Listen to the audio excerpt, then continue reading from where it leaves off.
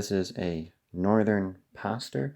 I wanted to talk to you today about the issue of Western culture people approaching an Eastern culture work, about how we read the Bible.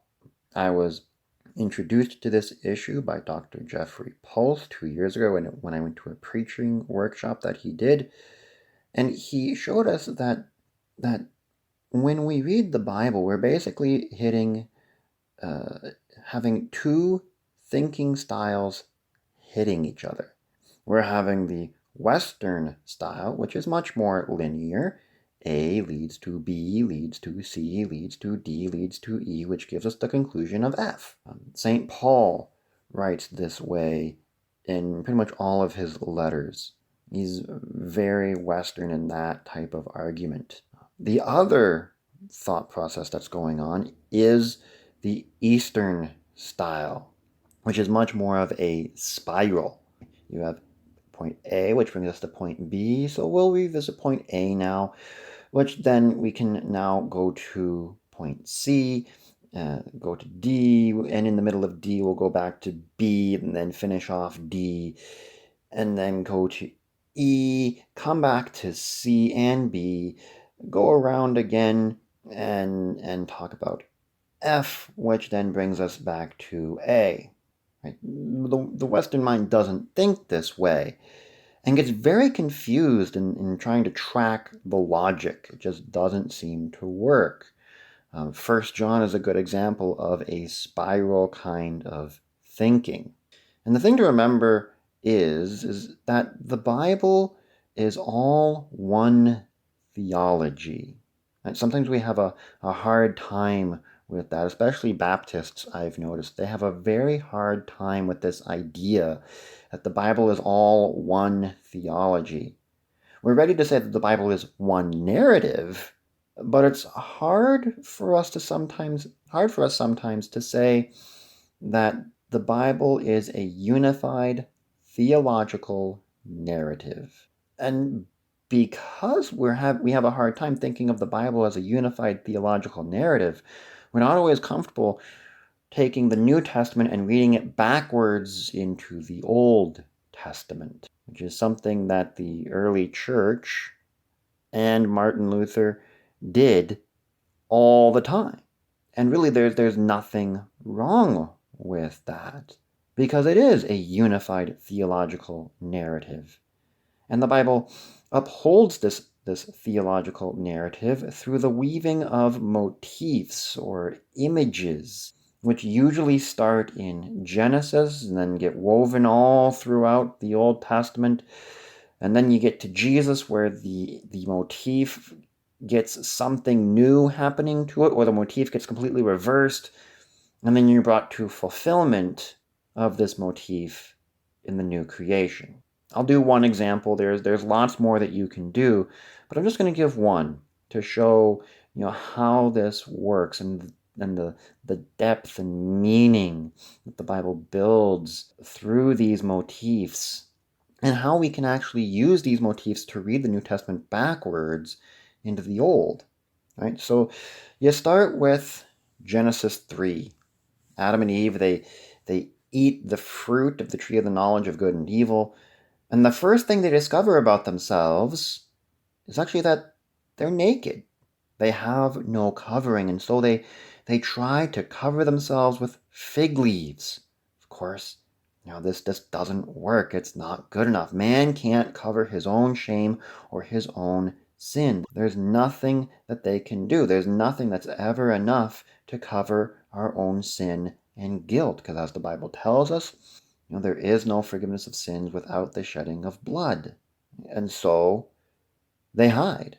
They hide from God, and they hide from one another. And so, of course, God finds them, and he speaks to them the curse. But he also speaks to them that first gospel, that he's going to crush the head of the serpent through the Messiah. And then he does something very, very amazing.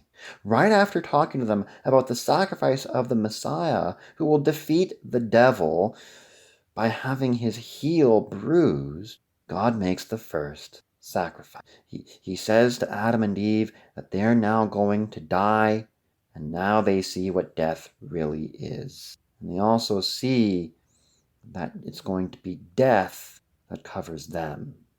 It's going to be death that hides their shame. Death is going to hide their guilt. Through death, there is no sin that it cannot hide. And so the question is, right, what got sacrificed? What was that animal that was sacrificed to give Adam and Eve their clothes? Luther and all of his followers, they say a lamb. But why? Why a lamb? Where do they get that from? Well, to answer that question, you gotta follow the motif, the garment motif, this clothing motif. And you follow it through the Old Testament, where we see that in Hebrew, there are two verbs for the garment. One primarily means to deceive, that our man-made garments deceive, and they present holiness where none actually exists. And the other verb for garment is about atonement, cover with God-made garments of salvation and righteousness. All right, so you have Jacob and Esau. Jacob deceives with the garment so that he can get the blessing. You have Potiphar's wife who tries to seduce Joseph, and Joseph then runs away, but the wife snatches the garment, and then she deceives everyone else with that garment so that Joseph gets thrown into prison. All of this comes to a head in Isaiah, where he says that our deeds are like filthy rags, literally menstrual garments, but used. Yuck.